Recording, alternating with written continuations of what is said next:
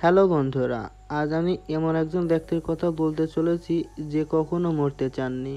তিনি তার বিলাসবহুল জীবনকে অমর করতে চেয়েছিল।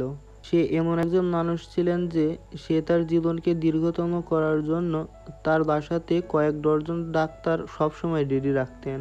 তিনি এমন একজন মানুষ ছিলেন যে তাকে যে খাবার খেতে দেওয়া হবে সেগুলি তার আগে পরীক্ষা করা হতো, এরপরে তাকে খেতে দেওয়া হতো। সে এমন একজন ব্যক্তি যে নিজের জীবন দীর্ঘ করার জন্য অক্সিজেন চেম্বারে ঘুমাতেন।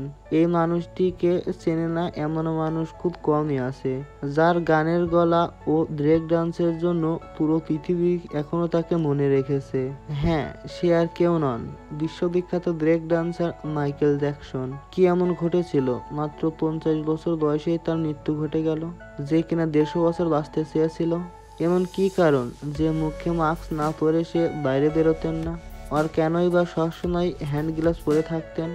এমন কি কারণ ছিল যে তার মুখের উপর কয়েক শতবার প্লাস্টিক সার্জারি করিয়েছিলেন? কেন তিনি নিজের শরীরে প্রতিদিন 20টিরও বেশি ইনজেকশন পুশ করতেন? মাইকেল জ্যাকসনের এমনই সব অজানা রহস্য জানতে চলেছি অদ্ভুত টিভির আজকের এপিসোডে। তো স্বাগতম আপনাকে অদ্ভুত টিভির আরও একটি নতুন এপিসোডে। মাইকেল জ্যাকসন, এই নামটি একবার হলেও শুনে থাকবেন। কখনো না দেখেও তার অসাধারণ ব্রেক ডান্সের সাথে সবাই পরিচিত। তার এমনও কিছু ভক্ত রয়েছে যারা কিনা তার ব্রেক ডান্সের জন্য নয়, বরং তার স্টাইলের জন্য তার ফ্যান। তার মুখের উপরে ঝুলে থাকা চুল ও টুপি পরার স্টাইল একেবারে অসাধারণ ছিল। তার এমন স্টাইলের মধ্যে একটি অজানা রহস্য রয়েছে। তার বাবা মজা করে তাকে ছোটবেলায় বলতেন, তোমার চেহারা দেখতে একেবারে ভালো না। আর মাইকেল সেটি ভেবে সবার থেকে নিজের মুখকে আড়ালে রাখতে তিনি এমন টুপি আর চুল ঝুলিয়ে রাখতেন। তার এই মুখকে সুন্দর করার জন্য ঠিক কতবার প্লাস্টিক সার্জারি করিয়েছে সে নিজেও জানেন না, এবং তার গায়ের রং শ্যামলা থেকে ফর্সা করিয়েছিলেন সার্জারির মাধ্যমে। আর এত সার্জারির ফলে তার মুখের কিছু কিছু জায়গা অদ্ভুত ধরনের হয়ে গিয়েছিল, বিশেষ করে তার নাক। আর এই সব সবার থেকে আড়াল করার জন্য সব সময় তিনি তার মুখে ফেস মাস্ক পরে রাখতেন।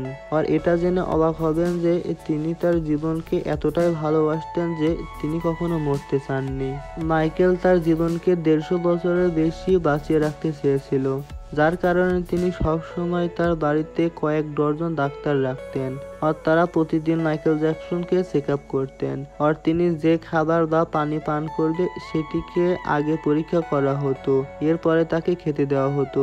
মাইকেল জ্যাকসন তার জীবনকে লম্বা করার জন্য অক্সিজেন ভর্তি চেম্বারে ঘুমাতেন।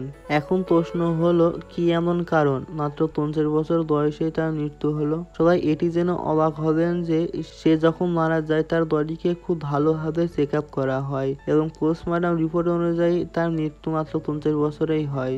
আর এই 50 বছরে তার শরীরের মধ্যে অনেক রোগ বাসা বেঁধেছিল, এবং তার শরীরের অনেক হাড় গলে গিয়েছিল। তার শরীরে ঠিক কতটি ইনজেকশনের চিহ্ন ছিল তা ডাক্তাররা বলতে পারেনি। ডাক্তাররা বলে তার শরীরে এতবার সার্জারি করার ফলে তাকে প্রতিদিন 20টি প্লাস ইনজেকশন নিতে হতো।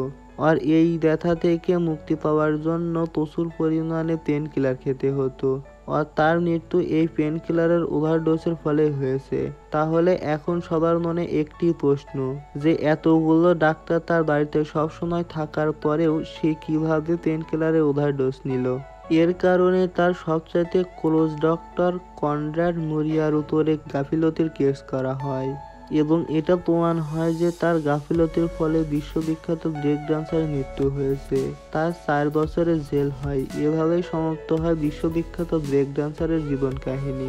150 বছর বাঁচার আশায় এত কিছু করার পরে মাত্র 50 বছর বয়সেই মৃত্যু হয়ে যায় এই ব্রেক ডান্সারের। তার এমন মৃত্যুতে তার ভক্তরা খুবই শকড হয়।